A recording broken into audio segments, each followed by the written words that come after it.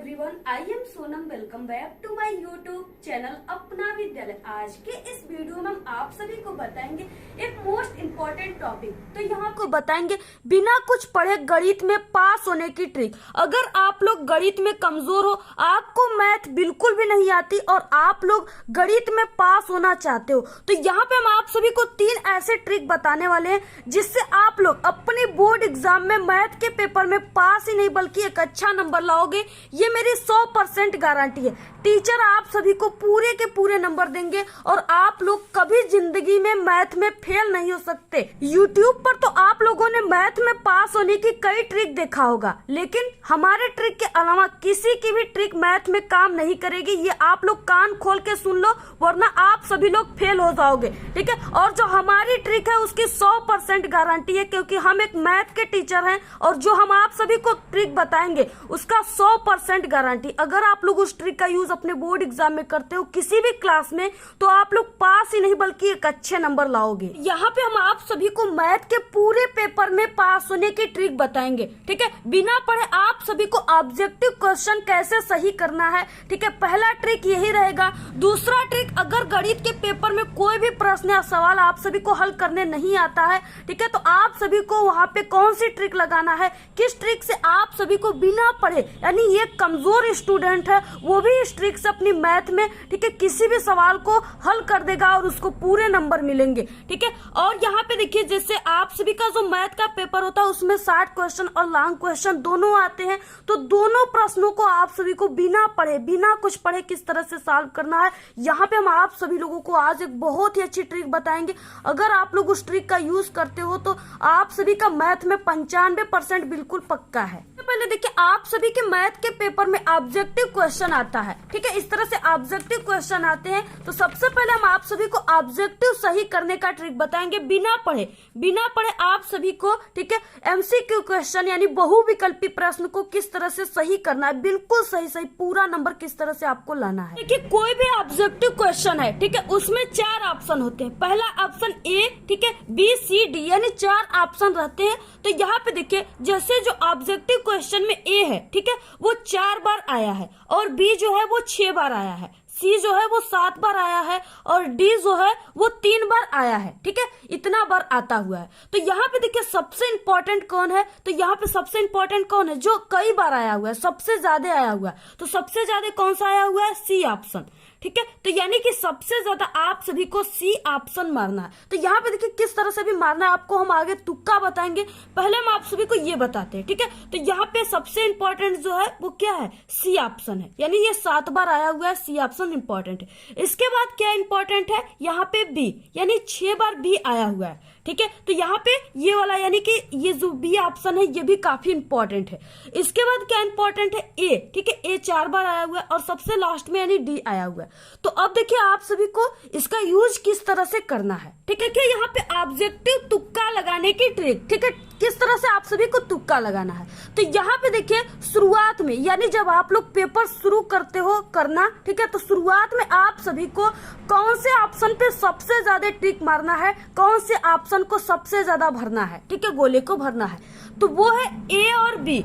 यानी ए और बी जो होते हैं वो शुरुआत के सबसे ज्यादा सही होते हैं। तो आप सभी को ए और बी में शुरू के जो पेपर आप लोग शुरू करना शुरू करोगे तो आप लोग ए और बी कम से कम आप लोग, ठीक है, 5 ऑप्शन तक आपको ए और बी ही मारना है। ठीक है, ए ऑप्शन मारिए किसी में और किसी में बी, दोनों में मत मारिए। यानी कि पहला में ए मार दिए, दूसरा में भी आपको ए नहीं मारना है, पहले में ए, दूसरे में बी, फिर ए, बी, इस तरह से आपको लिखना है। ठीक है, इसके बाद देखिए अंत में, अब आपको पेपर के अंत में क्या करना है, सी और डी ऑप्शन पे ज्यादातर टिक मारना है। ठीक है, ज्यादातर आप सभी को सी पर मारना है और डी पर मारना है, इस तरह से आप सभी को करना है। देखिए इस पेपर में, जैसे यहाँ पे देखिए, इस पेपर में क्या है कि पहले का ए वाला ऑप्शन जो है वो राइट है, 4 वाला। ठीक है, तो अगर आप लोग ए मारते हो तो आपका सही हो जाएगा। इसी पेपर में हम थोड़ा सा और आगे, जैसे अंत में देखिए, अंत में क्या ऑप्शन सही हो रहा है, सी। ठीक है, यानी यहाँ पे इस 12 वाले का सी सही है, 120। ठीक है, तो यहाँ पे देखिए अब सी सही होने लगा, इसमें भी क्या है, सी सही है।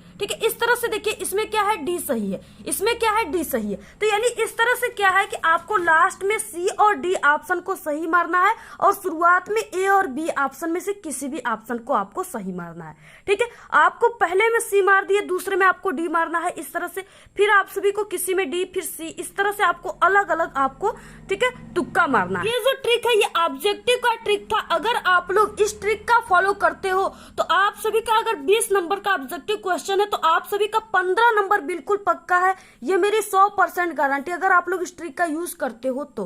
ठीक है, तो जहां आप लोग एक भी ऑब्जेक्टिव सही नहीं कर रहे थे वहां पे अगर आपका 15 सही हो गया तो आपके लिए बहुत कुछ हो गया। ठीक है, आप लोग 15 सही कीजिए, आपका 15 का 15 पूरा नंबर आपको मिल जाएगा। कि मैथ का सेकेंड ट्रिक क्या है? ठीक है, अगर आप सभी को कोई भी क्वेश्चन का आंसर या कोई भी सवाल मैथ के पेपर में बिल्कुल भी नहीं आ रहा है तो आपको वहां पे कौन सी ट्रिक लगाना है, किस ट्रिक से आप सभी को उसको सॉल्व करना है। ठीक है, देखिए वो ट्रिक जिसे देखकर टीचर जो होते हैं, मैथ के टीचर, वो पूरे नंबर आप सभी को देते हैं। वो ट्रिक अगर आपको पता है तो आप लोग मैथ में कभी भी फेल नहीं हो सकते। ठीक है, तो यहाँ पे देखिए स्टार्टिंग इज मोस्ट इम्पोर्टेंट। जो मैथ स्टार्ट करने का सही तरीका होता है वो आपको पता होना चाहिए। ठीक है, मैथ में क्या होता है कि स्टेप मार्किंग होता है। आप लोग जितना स्टेप करोगे आपको उतना नंबर मिलते हैं। यहाँ पे आपको किस तरह से करना है, सबसे पहले देखिए ये यहाँ पे स्टार्ट किस तरह से मैथ करते हैं। ठीक है, प्रश्नानुसार, इसके बाद कॉमा दिया है, फिर इसके बाद कॉमा आपको लगाना है। इसके बाद जो मान पेपर में दिया है उसको चिन्ह सहित आप सभी को लिखना है। तो सबसे पहले देखिए हम आप सभी को, ठीक है, 6 नंबर और 8 नंबर वाले जो क्वेश्चन होते हैं उसका ट्रिक बताएंगे, और रेखा चित्र वाला, ठीक है, यानी कि जो डायग्राम खींचने के लिए आता है ज्यामिति में, ठीक है, वो ट्रिक हम आप सभी को सबसे पहले बताएंगे। इसके बाद हम आप सभी को, ठीक है, अदर समीकरण और कई क्वेश्चन सवाल वाले ट्रिक बताएंगे। तो सबसे पहले देखिए ये ट्रिक है, जैसे आप सभी के बोर्ड एग्जाम में ये क्वेश्चन आ गया, एक लंब वृत्तीय शंकु की ऊंचाई, ठीक है, शंकु की ऊंचाई कितनी है, 8 सेमी है। ठीक है, और आधार की त्रिज्या जो है वो 5 सेमी है, तो उसके आयतन की गणना कीजिए। अब आप सभी को, ठीक है, ये नहीं आ रहा है, आप सभी को ये क्वेश्चन नहीं आ रहा है सॉल्व करने, तो आप सभी को इसको किस तरह से करना है सबसे पहले। तो देखिए सबसे पहले अगर इस टाइप का क्वेश्चन आप सभी के मैथ के पेपर में आएगा तो सबसे पहले जो चीज प्रश्न में दिया है उसका रेखाचित्र यानी कि आरेख खींचना है। ठीक है, और जो भी मान दिया है उसको आप सभी को उस चित्र में दिखाना है। तो आपको किस तरह से करना है, सबसे पहले देखिए आप सभी को क्या करना है, यहाँ पे जो भी क्वेश्चन में दिया हुआ है, ठीक है, उसका आपको रेखाचित्र खींचना है यानी किरण आरेख खींचना है, और जो भी मान दिया है उसको आपको वहां पे चित्र में दर्शाना है, दिखाना है। ठीक है, तो देखिए सबसे पहले इस क्वेश्चन में क्या कहा है कि एक लंब वृत्तीय शंकु दिया है, उसकी ऊंचाई 8 सेमी है। ठीक है, तो आप सभी लोग को पता होगा कि शंकु किस टाइप का होता है। ठीक है, तो यहाँ पे देखिए एक लंब वृत्तीय शंकु बोला, यानी शंकु का जो आकार होता है वो इस टाइप का होता है। ठीक है, जोकर की टोपी की तरह होता है। तो ये क्या है, एक लंब वृत्तीय शंकु है। तो आप सभी को अपनी कॉपी में बना लेना, तरह से आपको प्रश्नोत्तर संख्या लिख करके आप सभी को, ठीक है, उसी लंब वृत्तीय शंकु को बना लेना है। तो यहाँ पे देखिए ये क्या है कि उस जो शंकु हम बना रहे हैं उसकी ऊंचाई कितना दिया हुआ है, 8 सेमी। ठीक है, तो आप सभी को नाप करके, ठीक है, इसको बना लेना है पहले इस तरह से पेंसिल से। तो यहाँ पे ये जो है ये शंकु है। ठीक है, इसका आकार जोकर की टोपी की तरह होता है। अब यहाँ पे देखिए ये जो शंकु है इसकी जो ऊंचाई है ये कितना है, इसकी ऊंचाई 8 सेमी दिया हुआ है। तो यहाँ पे देखिए इसकी ऊंचाई जो है इस तरह से आप लोग 8 सेमी यहाँ पे लिख सकते हो, या यहाँ पर भी आप लोग इस तरह से लिख सकते हो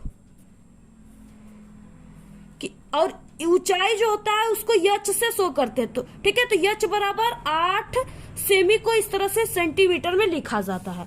इसके बाद देखिए, ठीक है, इसके बाद यहाँ पे ऊंचाई 8 सेमी है और आधार की त्रिज्या 5 सेमी है, यानी ये जो शंकु है, ठीक है, इसकी आधार की त्रिज्या, आधार क्या होता है, ये आधार होता है यानी नीचे के भाग को आधार कहते हैं। ठीक है, तो यहाँ पे देखिए इसकी त्रिज्या पूछ रखा है। अब त्रिज्या को किससे शो करते हैं, तो त्रिज्या को स्मॉल आर से शो करते हैं। ठीक है, तो यहाँ पे हो जाएगा आर बराबर कितना दिया हुआ है, 5 सेमी। तो आप सभी को यहाँ पे लिख देना है 5 सेमी यानी 5 सेंटीमीटर। इस तरह से आपको सबसे पहले देखिए, ठीक है, रेखा चित्र यानी किरण आरेख आप सभी को खींचना है। जो चीजें यहाँ पे कहा है सिर्फ आपको उसी तरह से खींच देना है।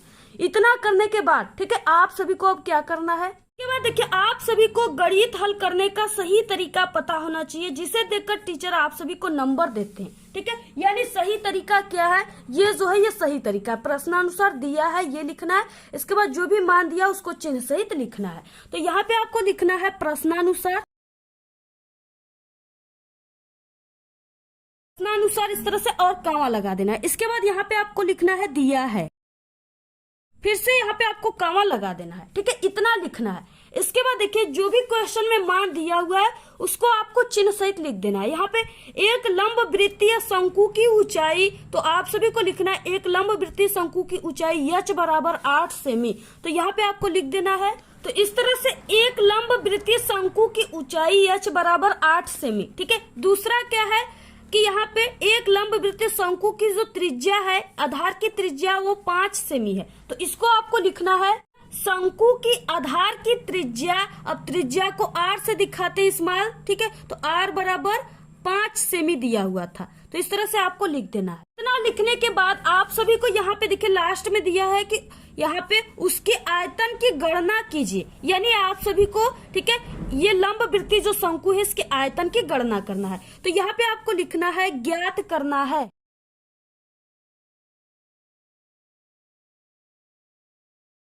ज्ञात करना है आयतन। ठीक है, क्या ज्ञात करना है, आयतन। आयतन को शो करते हैं ए से, यानी ए बराबर क्वेश्चन मार्क, इसको ज्ञात करना है। ठीक है, इसके बाद यहाँ पे आप सभी को हल लिखना है।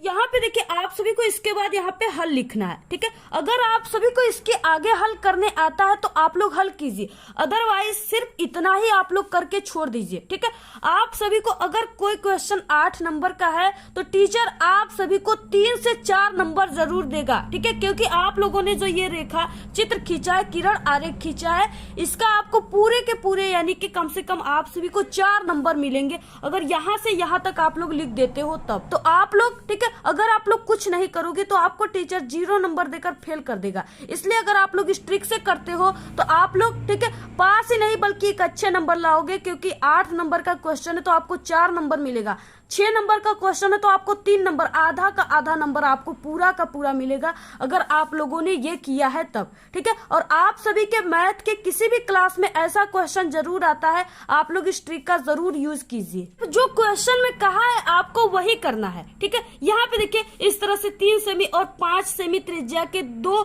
समकेंद्रीय वृत्त खींचना। अब यहाँ पे वृत्त का मतलब क्या कि गोला खींचना है। ठीक है, एक 3 सेमी यानी एक छोटा रहेगा, उसके बाद उसी के ऊपर एक 5 सेमी का खींचना है। ठीक है, तो यानी आपको देखिए यहाँ पे वृत्त खींचना है, यानी जो क्वेश्चन में कहा है उसी पर आप सभी को उसी हिसाब से खींचना है। अगर आप लोग का थोड़ा बहुत गलत भी हो जाएगा खींचने में, फिर भी आपको नंबर टीचर देंगे। ठीक है, आप सभी लोगों का ये जो रेखा चित्र है, ठीक है, ये आरेख है, इसी को देखकर टीचर आपको नंबर दे देंगे। तो आप लोग इस तरह से जो भी क्वेश्चन कहा है सिर्फ उसी को आपको देख करके बनाना है। देखिए नेक्स्ट जैसे यहाँ पे पहला दिया हुआ है। अब ये जो ट्रिक है ये आप सभी के शॉर्ट क्वेश्चन और लॉन्ग क्वेश्चन में ठीक है जो समीकरण वाला क्वेश्चन होता है उसमें आपको ये ट्रिक लगाना है। तो इसमें क्या करना है, यहाँ पे जो क्वेश्चन दिया हुआ है सबसे पहले आपको प्रश्नानुसार ठीक है दिया है यही लिखना है। इसके बाद जो भी मान दिया हो, जैसे ए का मान है तो आपको इस तरह से चिन्ह सहित ए का मान जो दिया उसको रख देना है, बी का मान जो दिया उसको रख देना है, ज्ञात करना है। इसमें ए प्लस बी का मान ज्ञात करना है, तो इस तरह से इसको क्वेश्चन मार्क यहाँ पे हल। अगर आपको ये सॉल्व करने आता है तो आप लोग इस तरह से सॉल्व कर लीजिए, अगर नहीं आता है सिर्फ इतना ही आप लोग छोड़ दीजिए। 2 नंबर का है तो आपको 1 नंबर जरूर मिलेगा। ठीक है, ये क्योंकि जो टीचर मैथ के होते हैं वो आपके सिर्फ मैथ लगाने की तरीका को देखते हैं। अगर आपको मैथ लगाने का तरीका पता है, किस तरह से मैथ शुरुआत किया जाता है, तो टीचर आप सभी को ठीक है 2 नंबर का क्वेश्चन रहेगा तो आधा नंबर आपको जरूर देंगे। अगर आप सभी के पेपर में कोई समीकरण वाला क्वेश्चन आ गया ठीक है, तो आप सभी को जो पहला समीकरण दिया है उसको इक्वेशन फर्स्ट मान लेना है, दूसरा समीकरण आप सभी को इक्वेशन सेकंड मान लेना है। ठीक है, इस तरह से आपको मान करके आपको ये वाला तरीका पहले लिखना है, फिर इक्वेशन फर्स्ट और सेकंड लिखना है। पहले समीकरण को इक्वेशन फर्स्ट, दूसरे को सेकंड। अगर इस तरह से भी लिख देते हो तो आपको 2 नंबर का क्वेश्चन है तो 1 नंबर जरूर मिलेगा। देखिए क्योंकि डूबने वाले को तिनके की सहारा चाहिए। अगर आप लोग ये ट्रिक का यूज नहीं करोगे और आपको मैथ में भी कुछ नहीं आता है तो आप लोग फेल के अलावा कुछ भी नहीं हो सकते। इसलिए देखिए आप लोग इस ट्रिक का यूज कीजिए, आप लोग पास ही नहीं बल्कि एक अच्छे नंबर लाओगे। लेकिन सिर्फ आप लोग हमारे ही ट्रिक का यूज कीजिएगा, इसके उसके अलावा किसी भी यूट्यूब चैनल का कोई भी ट्रिक यूज मत कीजिएगा, उसकी कोई भी गारंटी नहीं होती। और जो हमारा ट्रिक है उससे हर साल स्टूडेंट पास ही नहीं बल्कि एक अच्छे नंबर लाते हैं। ठीक है, आज के इस वीडियो में इतना ही। आपको वीडियो कैसा लगा? अगर वीडियो पसंद आए तो एक बड़ा सा लाइक कर दे, चैनल पे न तो सब्सक्राइब करके बेल आइकन को जरूर प्रेस कर दे। आप लोग इस वीडियो को सभी दोस्तों में प्लीज शेयर कीजिए, कमेंट करना बिल्कुल ना भूले। Thanks, all the very best, bye bye.